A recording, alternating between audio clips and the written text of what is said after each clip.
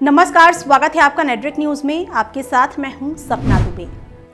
निकिया जिंदा वड्डा साका, ये लफ्ज सिख समुदाय के लोग गुरु गोबिंद सिंह जी के छोटे साहिबजादों की शहादत को याद करते हुए जरूर बयां करती हैं। उन कुर्बानियों को आज भी बड़े गर्व से याद किया जाता है और इन कुर्बानियों को सिख धर्म को मानने वाले लोग हमेशा ही याद करते हैं। आइए हम आपको सुनाते हैं छोटे साहिबजादे बाबा जोरावर सिंह जी और बाबा फतेह सिंह जी की कुर्बानी की कहानी, जब आसमां और जमीन भी रो पड़ी थी। शुरुआत करते हैं जुदाई के मंजर से, जब सरसा नदी पर सिखों के 10वें गुरु गोबिंद सिंह जी का परिवार जुदा हो गया। एक और जहां बड़े साहिबजादे गुरु जी के साथ चल दिए, तो वहीं छोटे साहिबजादे बाबा जोरावर सिंह जी और बाबा फतेह सिंह जी की माता गुजरी जी के साथ चल दिए। उनके साथ ना तो कोई सैनिक गया और ना ही किसी तरह की कोई उम्मीद रह गई थी जिससे कि दोबारा पूरा परिवार मिल सके। जब माता साहिबजादे के साथ निकली तो रास्ते में ही गंगू नौकर मिला और माता से आग्रह किया कि वो सभी उनके घर चलें और वहीं रहें। निश्चल माता गुजरी जी, छोटे साहिबजादे बाबा जोरावर सिंह जी और बाबा फतेह सिंह जी यहाँ से माता गुजरी जी और छोटे साहिबजादे चल पड़े एक नए ठिकाने की तरफ। गंगू एक समय में गुरु महल की सेवा किया करता था। गंगू ने उन्हें इस बात का भरोसा दिलाया कि वो उन्हें उनके परिवार से मिलवाएगा और परिवार के मिल जाने तक वो सभी उसके घर में रहें। माता गुजरी जी और साहिबजादे गंगू के घर तो चल दिए, लेकिन उन्हें ये पता नहीं था कि अगले ही पल उनके साथ क्या होने वाला है। असल में गंगू ने लालच के कारण माता और साहिबजादों के साथ धोखा कर दिया। दरअसल गंगू को वजीर खां ने सोने के मोहरे का लालच दिया और फिर गंगू ने वजीर खां को बता दिया कि माता गुजरी जी और छोटे साहिबजादे उसके घर ही रुके हैं।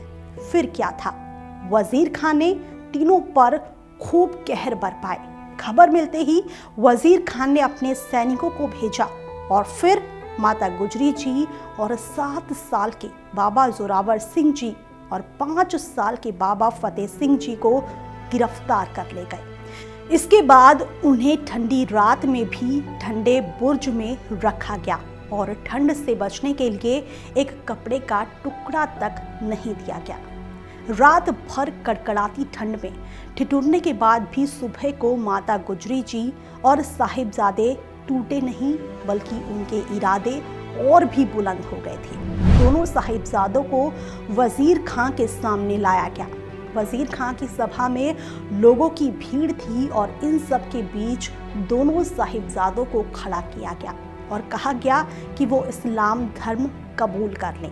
कहने वाले कहते हैं कि सभा में पहुंचते ही छोटे साहिबजादों ने बिना किसी हिचकिचाहट के जोरों से जयकारा लगाना शुरू किया, जो बोले सो निहाल, सत श्री अकाल।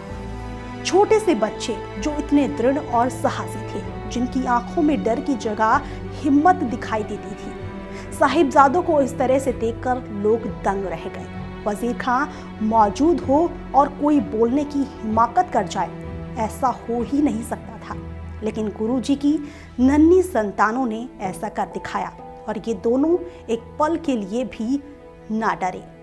सभा में मौजूद मुलाजिम ने साहिबजादों को आदेश दिया कि वो वजीर खां के सामने सिर झुकाए और सलामी दे।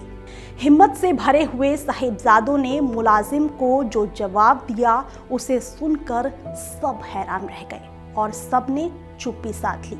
साहिबजादों ने सिर ऊंचा कर जवाब दिया कि हम अकाल पुरख और अपने गुरु पिता के सिवा किसी के सामने सिर नहीं झुकाएंगे।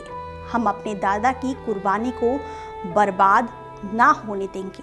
अगर हमने किसी के भी आगे सिर झुकाया तो अपने दादा को क्या जवाब देंगे। जो धर्म के लिए सिर तक कटवाने को तैयार थे, लेकिन झुकाने को नहीं। वजीर खान ने दोनों साहिबजादों को इस्लाम कबूल कराने के लिए काफ़ी डराया, धमकाया और तो और प्यार से भी बात की, लेकिन दोनों किसी भी तरह से राज़ी ना हुए और अपने फैसले से डिगे नहीं।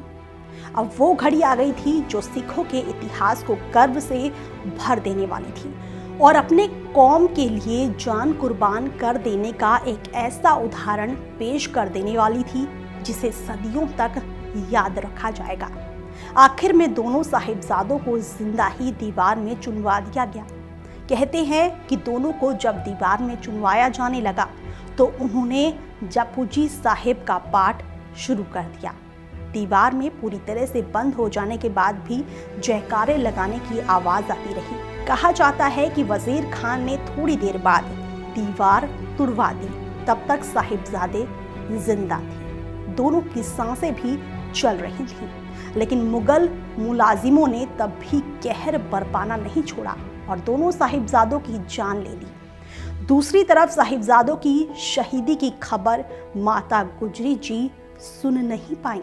पहले तो उन्होंने अकाल पुरख को इस शहादत के लिए शुक्रिया किया, फिर अपने प्राण त्याग दिए। इस कुर्बानी ने हर एक के लिए एक सबक पेश किया कि उम्र कितनी भी हो, लेकिन हौसले बुलंद होने चाहिए और कौम के लिए मरते दम तक निष्ठा बनाए रखनी चाहिए। फिलहाल के लिए इतना ही।